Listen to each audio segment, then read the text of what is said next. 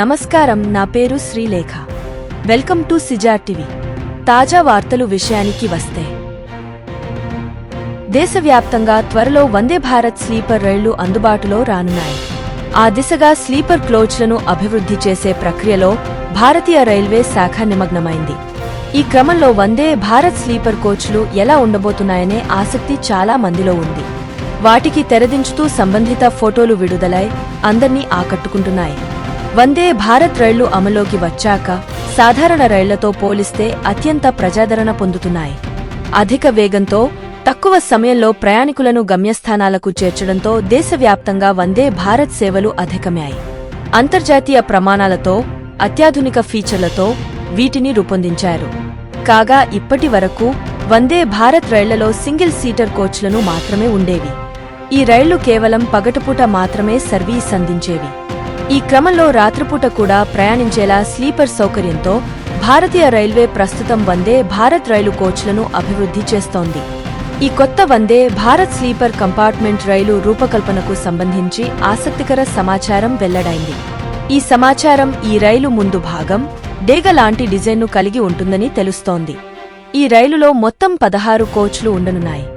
వాటిలో 3 tier AC, 2 tier AC మరియు first class AC అనే 3 రకాల కోచ్లు ఉంటాయి. ఈ మొత్తం 16 కోచ్లలో 11 3 టైర్ ఏసీ కోచ్లు, 4 2 టైర్ ఏసీ కోచ్లు మరియు ఒక ఫస్ట్ క్లాస్ ఏసీ కోచ్లను ఏర్పాటు చేశారు. ఈ రైలులో మొత్తం 823 మంది ప్రయాణికులు సౌకర్యంగా ప్రయాణించవచ్చు. 3 టైర్ ఏసీ కోచ్లలో 611 మంది, 2 టైర్ ఏసీ కోచ్లలో 188 మంది ప్రయాణికులు, 1 క్లాస్ కోచ్లో 24 మంది ప్రయాణికులు ప్రయాణించేలా తీర్చిదిద్దారు. 3 టైర్ ఏసీ కోచ్కు సంబంధించి ప్రస్తుతం ఉన్న రైలు కంటే ఎక్కువ సౌకర్యాలు ఉండేలా రూపొందిస్తున్నారు.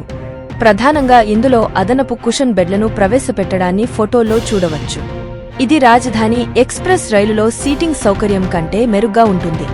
కాగా వందే భారత్ స్లీపర్ రైలు లోపలి భాగం క్రీమ్, పసుపు మరియు కలప రంగులతో ఆకర్షణీయంగా రూపొందించారు.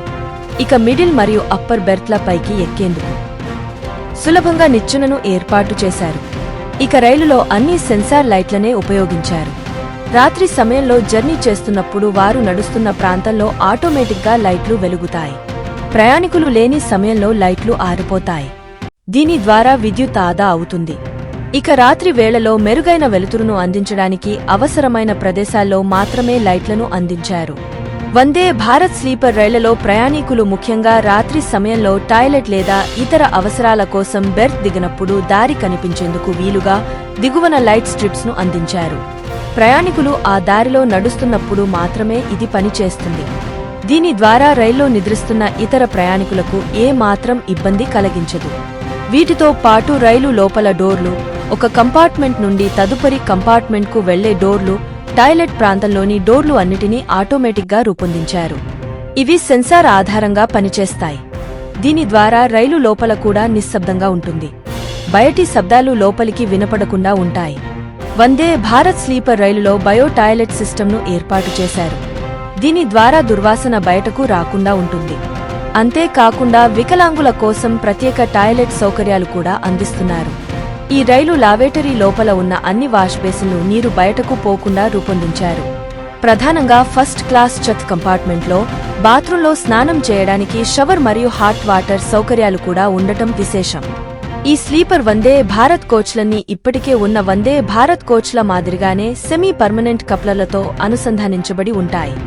ఇది ప్రయాణికులకు కుదుపు లేని లగ్జరీ రైడ్ అనుభూతిని ఇస్తుంది. వందే భారత్ రైలులోని ఈ స్లీపర్ కోచ్లు ఎటువంటి సమస్యలు లేకుండా సురక్షితమైన కంపార్ట్మెంట్లకు పూర్తిగా చుట్టబడి ఉండటం ద్వారా ప్రయాణికులు ఒక కంపార్ట్మెంట్ నుంచి మరో కంపార్ట్మెంట్కు సురక్షితంగా వెళ్లొచ్చు. ఈ రైలును గంటకు 180 కిలోమీటర్లు వేగంతో ప్రయాణించగలిగేలా రూపొందించారు. అయితే భద్రతా కారణాల దృష్ట్యా రైలు గంటకు 160 కిలోమీటర్ల వేగానికి మాత్రమే పరిమితమయ్యే అవకాశాలు ఉన్నాయి.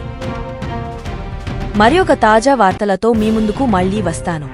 అంతవరకు సెలవు. సిజేఆర్ టీవీని సబ్స్క్రైబ్ చేయండి. ఈ వీడియోను లైక్ చేయడం మరియు షేర్ చేయడం మర్చిపోవద్దు.